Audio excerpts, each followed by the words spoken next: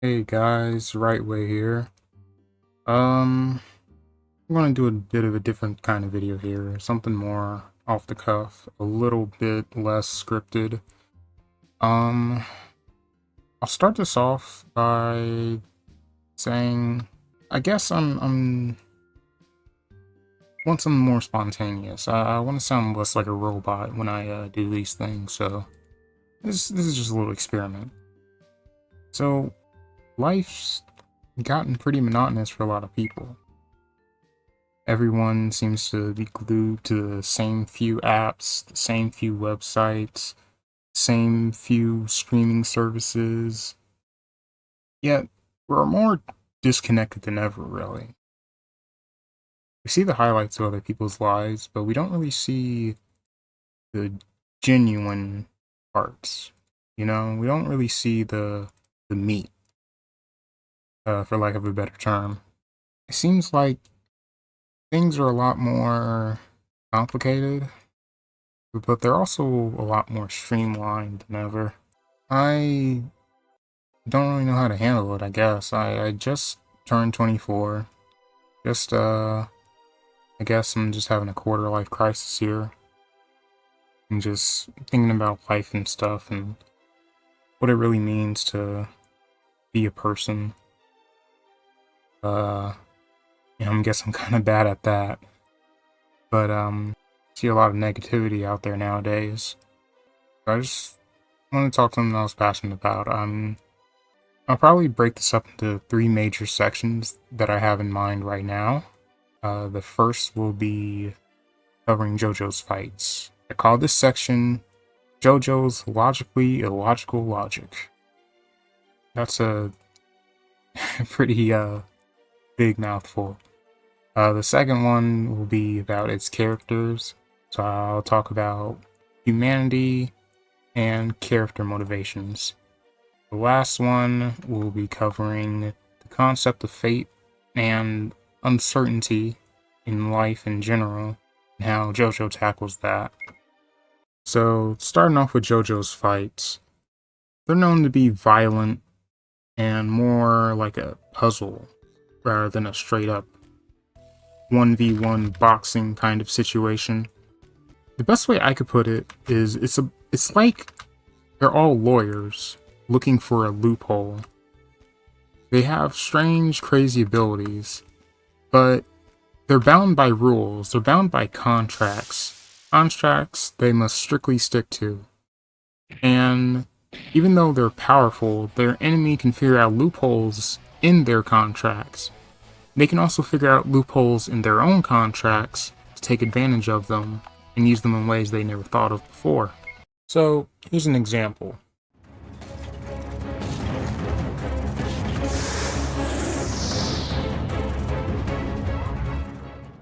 Now, near the end of part 6, Pucci's basically going through his semi-perfect phase. He now has the stand Sea Moon, which manipulates gravity, but it doesn't use gravity in the way you typically see. He doesn't just increase gravity and make you real heavy, so you have to be really strong to move or something like that. He takes your gravitational center and he inverts it. Basically, whatever he touches turns inside out. On top of that, he creates a genuinely apocalyptic scenario that has basically flipped the world on its side. This is terrifying. What does our hero have to fight this? String. That's it. When Jolene fights Sea Moon, he doesn't just make sure she doesn't get hit so that she never gets inverted. She does get inverted. I just gotta say real quick, Jesus Christ, Jolene's voice actor really sells how painful getting your arm turned inside out is.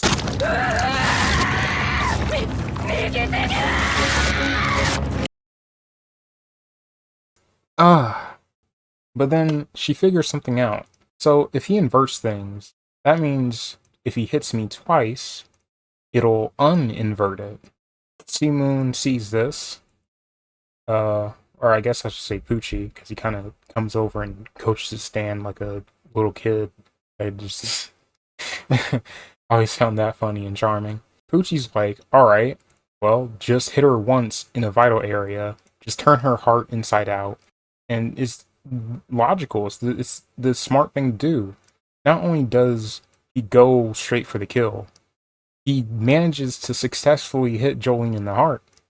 And so you're left thinking, oh god, Jolene's freaking dead. How did she live that? Well, remember, Jolene has strength. She turns herself or portions of her body into a Mobius strip, shapes that have no true inside or out. Therefore, it can't be inverted because it's all one surface, the infinity shape. And this is hailed as one of the greatest JoJo fights because of this moment. And I have to agree. Sea Moon is peak JoJo. Now, why I like the violence so much? Like you must be sick to enjoy seeing all this stuff happen, but for me, it's mostly because I get annoyed when a anime or a show brings up an overpowered ability, and if you're not allowed to really kill someone with the super OP instant kill ability. So when it shows up, you know no one's really going to be in danger from it unless the author actually has balls. So to give a little bit of a background, I grew up watching a lot of action cartoons. I was lucky to grow up when I did and where I did because I had parents who appreciated animation just as much as I did. So I'd often sit down and watch cartoons with the whole family. We'd watch stuff from the 90s, like the Marvel cartoons or Bruce Timm's DC stuff.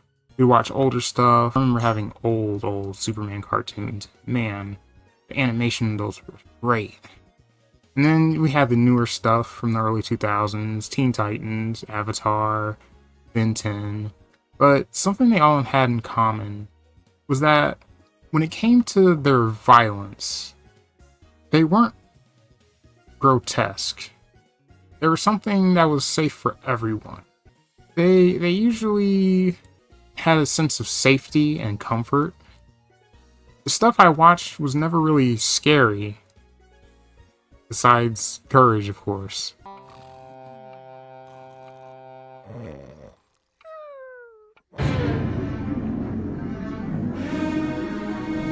You're not perfect.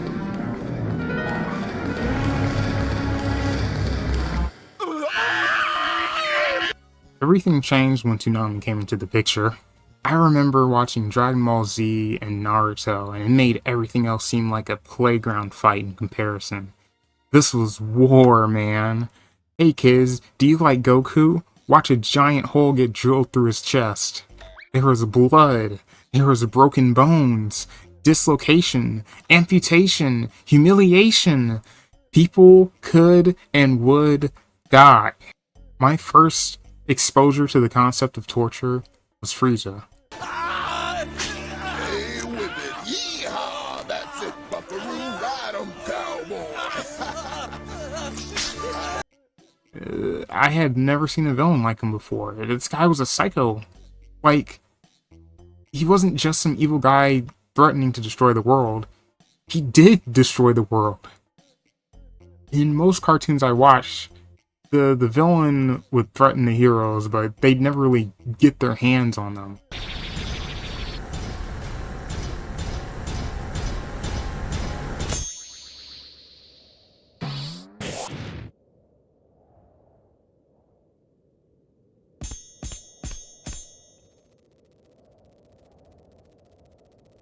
Frieza did put his hands on the heroes, very roughly. Vegeta being beaten until he cried and getting his pride broken.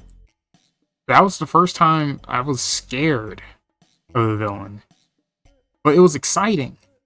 I felt a similar way with Orochimaru from Naruto because he struck fear deeply into Naruto and Sasuke and pretty much everyone who was around him. Everyone fearing him to this degree. And the fact that he seemed so otherworldly. He was so creepy. Both of them caused people so much pain, and they took pleasure in it. It was hardcore. I miss how edgy things used to be. I'm not saying edgy as like, oh man, you don't understand me. And wearing black and red and painting your nails like some emo or something. I mean it more in the sense that it's violent and scary and raw. And I don't really see that nowadays. Shonen anime, in particular, had introduced me to this whole new world of violence in action.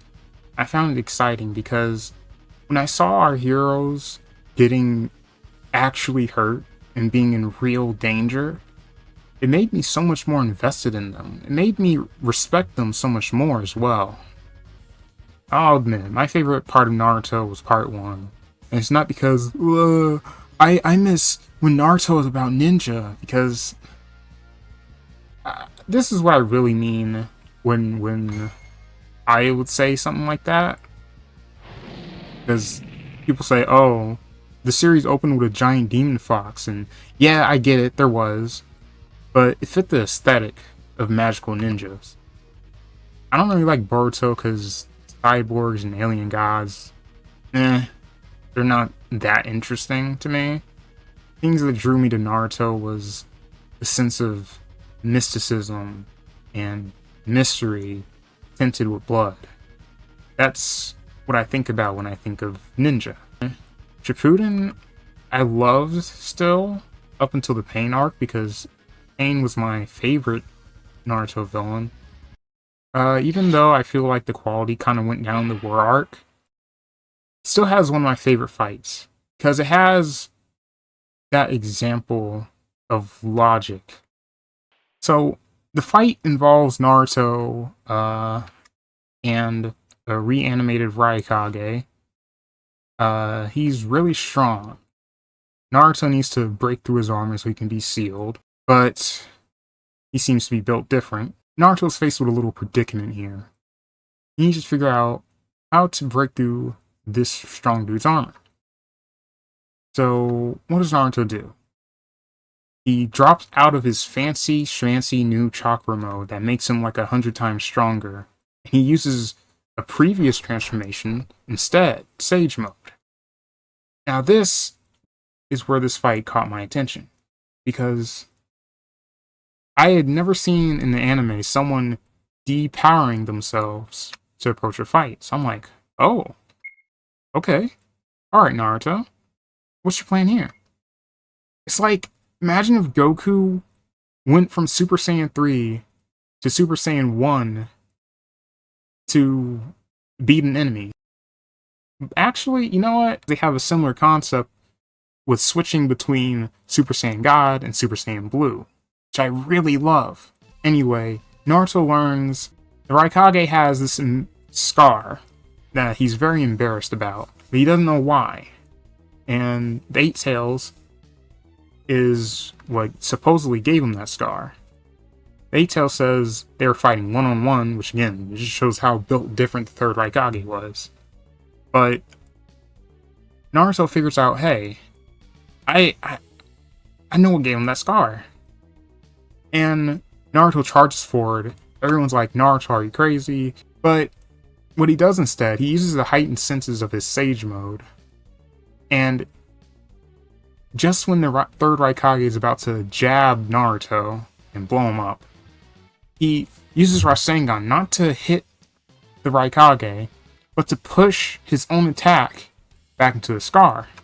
Because it ends up being the fact that Raikage fell on his own finger and finger blasted his shoulder, and that's how he got a scar. The only thing that was strong enough to break through his armor was his own weapon.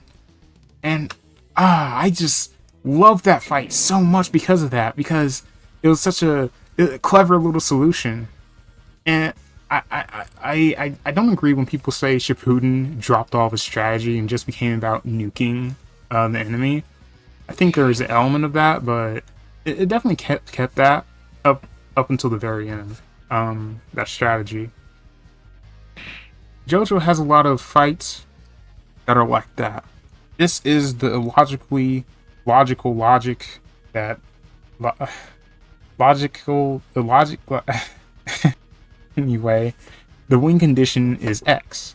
X being any number of factors that aren't just beating the enemy or to beat the enemy.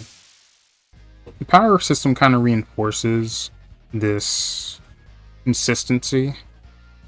When you receive your stand, it's pretty much set. You can't just lift some weights and make it stronger. You never get training arcs in JoJo. Jonathan kind of got a training montage, and Joseph got like an episode, but overall, you learn by doing stuff in JoJo. It's more about your wit and mental strength in the moment. You don't really get a chance to prepare against your enemy in JoJo. Like Made in Heaven, right? When Pucci got Made in Heaven, it's like Kid Boo's introduction in Dragon Ball. No games, no theatrics. He immediately blew up the planet. No 5 minutes that last 20 episodes here. He jumps straight into action. Same's for Pucci. When it comes to fast characters in most media, either they're on the hero side and they end up jobbing, or they're on the villain side and they end up jobbing. If a character has notable speed, they're going to get outsped or countered in some stupid way because they're just stupid and don't use it properly. When it comes to someone being vastly superior in a certain area, JoJo sticks to its guns. It takes the entire Part 6 crew working together to contend with Pucci's speed. And that's what makes it so impressive. There's a term thrown around a lot in battle border communities called speed blitz. It's when one character fights another character who is so much faster, they can lose the fight without even getting a chance to properly react. The Made in Heaven fight is one of the best portrayals of this I've ever seen in animated form. It's so common for like a fodder, meaningless background character to get blitzed to show someone's speed, but the speed never impacts someone who's actually relevant, who's actually important. Here we see all the main characters being speed blitzed, and that makes it an impressive show of force. JoJo was to the other shonen I had seen what the shonen were to the action cartoons I faced growing up. By this, I don't mean, oh man, it's just kiddie stuff, I'm so much more mature and I've advanced past that. No. What I mean is, what drew me into anime was the idea of, hey, what's the point of everyone having swords if these swords aren't allowed to cut anyone? In Naruto, and be cut and draw blood. It was new to me. JoJo made me turn to the anime that I grew up with and made me ask similar questions. What's the point in becoming stronger if the goalposts are going to move and effectively leave you at the same place that you were? Have you ever heard of Pantus? It's basically where the word tantalizing comes from. He was a figure in Greek mythology who was punished, much like Sisyphus, for pissing off the gods. So basically, his punishment was sitting in a lake underneath a tree. Whenever he bent down to get a drink, the water would recede. Whenever he reached up to grab fruit from the tree, the branches would raise and it would always be out of reach. He was surrounded by good things, but he could never enjoy them. It's like they're on a treadmill. They are Sisyphus. They are pushing that rock up the hill. I could never really stand one-sided battles that were just an excuse to hype up someone, to show them just absolutely dogging on a particular character. Those always annoyed me as a kid, and they still annoy me now. That's why I never really liked Madara as a villain.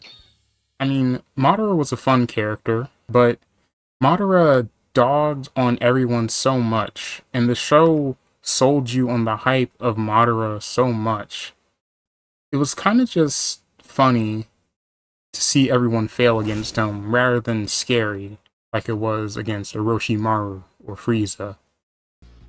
JoJo allows these massive differences between characters to matter, but at the same time, they don't really matter because the thing that settles the battle is the wit.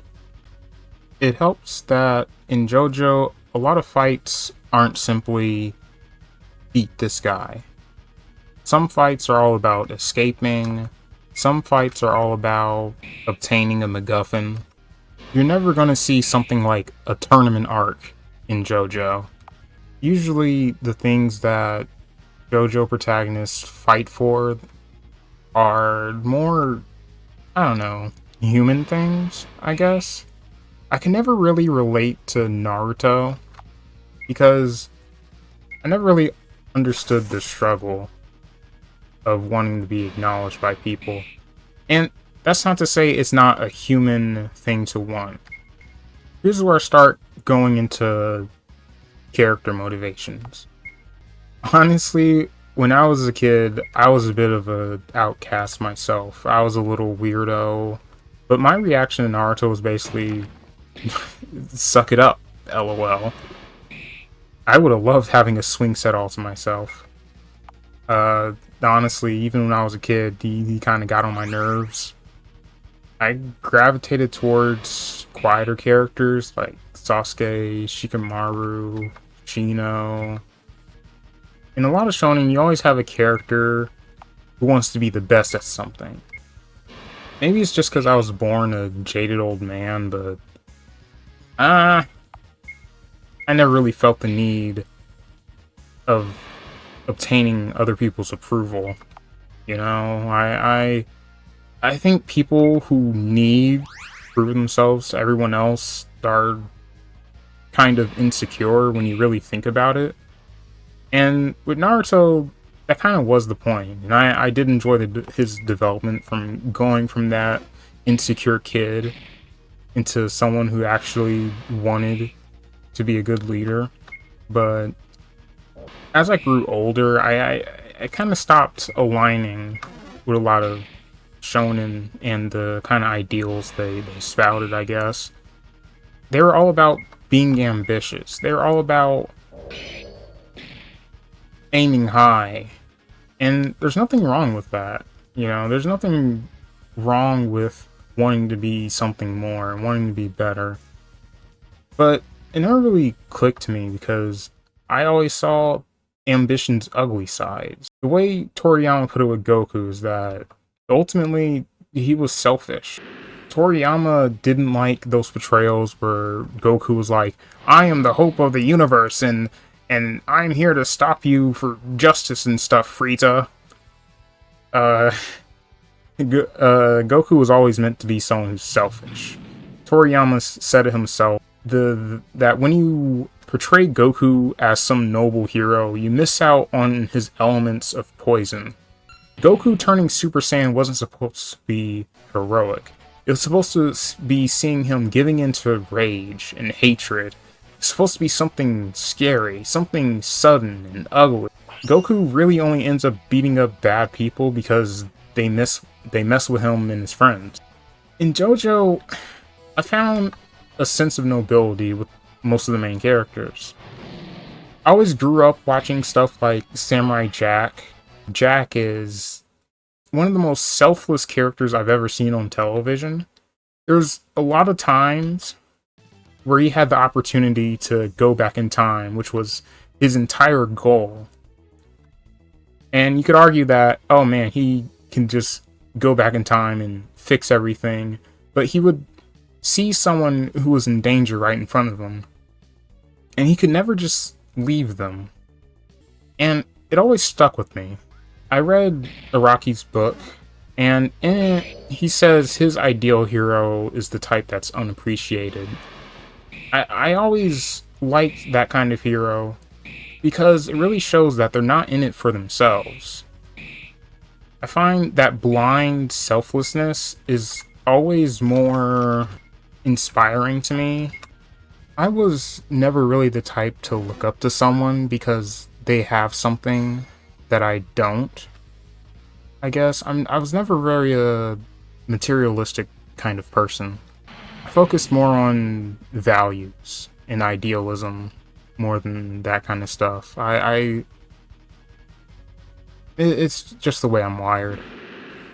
I don't look at someone who has a high position and think, man, he's so great. That's why he's there. I've always been kind of a cynical kind of person because, well, when you're raised and you kind of see how often it is that people get things that they don't deserve, I kind of grew to not really care about that kind of thing. I don't think you're a more just person if you have more than me.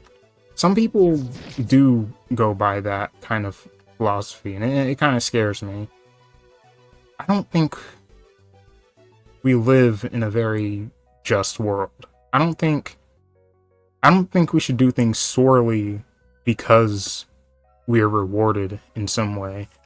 I always find it more noble that they walk the path of justice, that being JoJo's characters, of course, and just characters in general who walk the path of justice because they're doing good for its own sake. And that's kind of been my philosophy for life. I don't really want attention from people. Honestly, I don't know what I would do if this channel were to blow up overnight or something. God forbid. Because I just can't keep up with that kind of pressure. I don't want everyone's eyes on me. But I do want to leave people's lives better off than when they were before they met me, generally. I want better for people. I'm not gonna call myself a true hero, because, no, but that's the kind of ideology I've always looked up to.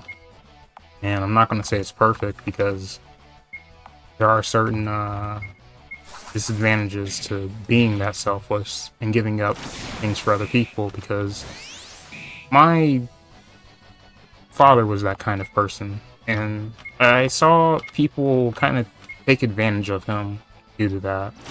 I can kind of understand why some people find Jonathan a bland character, but I don't really agree. I eat up Paragon type of characters like him. I really respect not just his character, but what he represents. Jonathan represents the ultimate good, and Dio represents the ultimate evil. And usually, you know, it's easy to say, oh, black and white is so simple and stupid and so boring. But honestly, I feel like it's done well here, because every time any of Jonathan's descendants do something noble, they do something admirable, they do something bizarre and fantastic.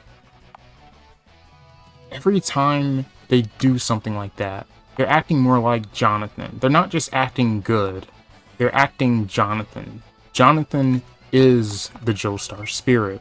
Jonathan is the benchmark of goodness. Dang, I got whooped. Part 1 sets up every other part. This is why you should never skip any parts. Man, Jotaro gets so much hate. I think Jotaro is a great character. I think he's a very quiet character, so much like Giorno, a lot of people are quick to call him bland, but I think Jotaro, and yes, I'm talking part 3 Jotaro, I'm not talking part 4 or part 6. I think Jotaro is an interesting character because of how much you don't see from him. That makes the things you do see from him more significant. Like, For example, his first introduction, a lot of people say, "Oh man, Jotaro is so unlikable." やかましい鬱陶しいぞこのアーマー It's Araki's exaggerated way of showing that Jotaro's going through his rebellious phase. But think about it. Jotaro notices something's off with Holly because, guess what? Mommy didn't give me my kisses. There's something wrong. When Jotaro has locked himself away from everyone and he refuses to leave, it's because he's afraid of hurting anyone else. Jotaro is abrasive, I'm not going to deny that. But you don't have to be a nice guy to be a good guy. When it comes to anime characters, I kind of got tired of your average shonen protagonist. Ever since the powers of the Soul Reaper were thrust upon me, my whole world has changed. Now I'm Ichigo Kurosaki, substitute Soul Reaper, and I'm combining my powerful spirit energy with this blade in order to protect my friends! Characters in JoJo are weird. It's a bizarre adventure, of course. But they tend to discuss very human things. This humanity, I think, is symbolized best in Dio's talk about how, at the end of the day, what everyone wants most of all is peace of mind. And this is part 3 Dio. Dio wasn't just talking philosophy just in part 6. God, I'm looking at the page where Dio starts his speech to Polnareff on the steps. See, people only remember, haha, Dio putting Polnareff down on the steps, but that speech he gives to Polnareff really made me think. Also, if you haven't read the manga, please read the manga, because, look, the anime's not bad, but nothing can beat Araki's art. Just look at this. It's beautiful. It's not very profound to say, hey, everyone wants peace of mind. You know, no one in part 3 has some crazy complex character motivations like they do in later parts. But I always think back to this scene and this short little monologue by Dio, because if you look at things from that lens, that whatever people do, they do because of the pursuit of peace of mind. You kind of flip that around, right? And ask why that would bring someone peace of mind, and you kind of can get a feel for what kind of person they are. Like, for example, if someone desires strength, that can mean a lot of things. If strength is what brings them peace of mind, it could come from a fear of weakness, a fear of, if I'm not strong, then people who are can turn that against me. I always think about that as a way of kind of judging characters. It's such a small, like almost insignificant scene, but it really makes me think to this day.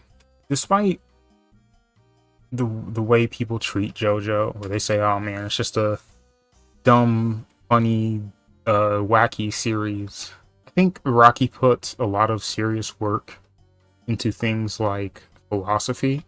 It's clear from a lot of the concepts and ideas that come up in JoJo that he reads a lot of niche. For example, in part 6, Made in Heaven's whole thing is resetting the universe. It operates off of the principle of eternal recurrence, which was an idea proposed by Zeno of Citrum and later explored by Nietzsche, which is the idea that if the world is predestined and free will doesn't exist, then should this universe end and a new one begin, the new one would probably be identical to the old one.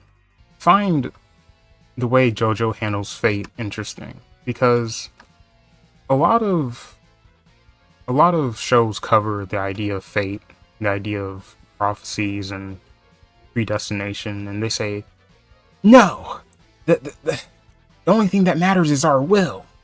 I never really aligned with that, because I don't fully agree. I get it in the idea of that your mindset can influence your actions. In that if you don't believe something will happen, you're less likely to achieve it because you're less likely to put in the effort that it takes to achieve that thing. That makes sense. That I agree with. But some people actually think if you think about something hard enough and click your heels 3 times, that's going to shape how the universe unfolds. That's just, no. No, that's not how the world works. That's not how reality works. Now, I was brought up Christian. I feel like there's a difference between quote unquote manifesting and prayer, because when you pray, you're asking a higher power. You acknowledge that the situation's out of your hand. All you can do is pray to a higher power and hopes it goes your way. If it doesn't, you'll just throw up your hands up and say, well, I guess it wasn't meant to be that way. I guess this was God's will. And if it does, you'll be like, hallelujah, he answered my prayer. And that's just another thing people do for peace of mind. I don't really know what I really believe anymore, I guess. I don't really ask for anything or expect anything anymore. I don't want to get too grim, but by the time I was 20, I lost my father in the COVID-19 pandemic. And by the time I was 22, I lost my mother to a different illness. So here I am at 24, and life isn't really turning out well for me. I don't really know what's next for me. But I'm not really despairing, because I don't really expect anything. I don't really expect to be rewarded. I don't think I'm really being punished. That's just how life is. And even though people don't really like what happens at the end of part 7, and some people really hate what happens in part 8, Calamity is, you do nothing wrong, but things go wrong for you anyway. You do everything right, but you're still quote-unquote punished. I think if you look at it as the world is punishing you, that's a very kind of arrogant way to view it, don't you think? Like, we focus too much on the things that we can't control, and not on the things that we are able to control. That was the point of Gyro's father's speech about the tennis ball. And honestly, I kind of see some of Poochie's point in that if someone knows their fate, you might be able to deal with it better. I don't agree how he went about it, but I think the whole concept of fate is interesting in JoJo. The whole, I'm not saying I believe in it in real life or anything. The way I look at JoJo is, it's kind of a hypothetical of if you were in a world where fate exists, where predetermination is a thing 100%, and you cannot deny, it's an undeniable force. It is as real as gravity or time or heat. No, if you had to deal with this being a fundamental force of the universe, how would you cope with that? And I like JoJo because it doesn't take the easy way out and say, oh, well, if you just do this, you can circumvent fate. If you just believe harder, if you just fight harder. It's not about fighting harder or doing this harder or doing that harder. It's about doing things smarter, I guess. I respect the hero that is forced to endure things that like JoJo makes them endure, because I think it says a lot more about your character, how you react when things aren't going well for you, than how you react when everything is going well for you. So even though you see a character hyped up like Goku because how strong he is and how unbeatable he is. He'd be very boring if that was the way he was actually portrayed. The way people like to put him as online is that way, but the truth is Goku faces constant challenges. I think I like JoJo so much because they face these threats, they face these overwhelming threats, and they're not overwhelming because, oh man, he's so strong. It's not overwhelming because the enemy is some sort of god, even though they do tend to be that way. It's because the enemy represents a lot of things that are insurmountable in real life. Calamity, fate. Like, so many people are uncomfortable about the fact that someday they will die. It's true. I'm going to die. You're going to die. Everyone's going to die. Death came free with your freaking life. That's just how things work. In JoJo, what matters is your ideals and how you carry them forward and how you uphold them. Whether you're good or evil, Araki believes in the positive aspect of humanity, that is belief in that sort of thing. So even if you're the worst, most low down kind of person, you're going to believe in it 100% because, you know, that's peak humanity. Humanity isn't it's not wholly good. It's not wholly evil either. It just is. The things that make us who we are, I think it's a lot like steering a ship. There's an iceberg in front of you. You probably aren't going to avoid it. But the steering wheel's still there. You know, I just want to end this off by going back to the end of part 6, right? What people don't understand about it. Even though they were pushed to the brink like that, even though it seemed hopeless, it wasn't entirely hopeless. That's what I enjoy about JoJo. It's that when things that ultimately influence how things go are, in a sense, humanity, the important things anyway, people will get scared, people will panic. No one, even though they seem to have Wikipedia articles tattooed onto their brain, when they actually have these human moments that JoJo had when Jolene's life was in danger, I love it. The thing that makes a tragedy great is the fact that it could have been prevented. And people usually run wild with that, with their imagination. Oh man, if you only did this, if you only did that. Despite fate being such a huge factor in things, Rocky knows how to make a tragedy more than just, oh well, I guess he was just supposed to die. At least for most of the time. A bad tragedy make it so that the death feels forced and has nothing to do with the character. You gotta give them an out, right? Like the human brain takes these possibilities and just it's I think it's another form of survivor's guilt, honestly, when we see a character that had an out and could have taken that out, but they decide to press on in at least tragedy. Pain said it himself. Jiraiya had the potential to beat Pain, but he wasn't prepared enough. Jiraiya chose to go at it alone, and he stood his ground against a threat that just he didn't fully understand.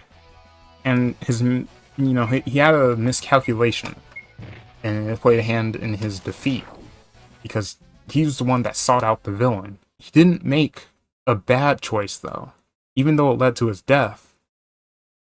It was for a good reason, and it pushed the plot forward. It was sad, but I feel like it was necessary. That's why I don't like it when people make these, man, this would have been so much better if, this character lived, or that character lived, or Kakyoin should have lived so he could show up in part 4, and I'm just like, honestly, if Kakyoin didn't die, he'd be bad character. I think if you took that away, he'd have nothing. It's because these characters died and put their lives on the line that we love them so much, and we think about what they could have been. I think the kind of stoic ideas that JoJo kind of espouses, the kind of philosophy that Araki delves into about dealing with fate, made an impact on me, especially because of the life I lived.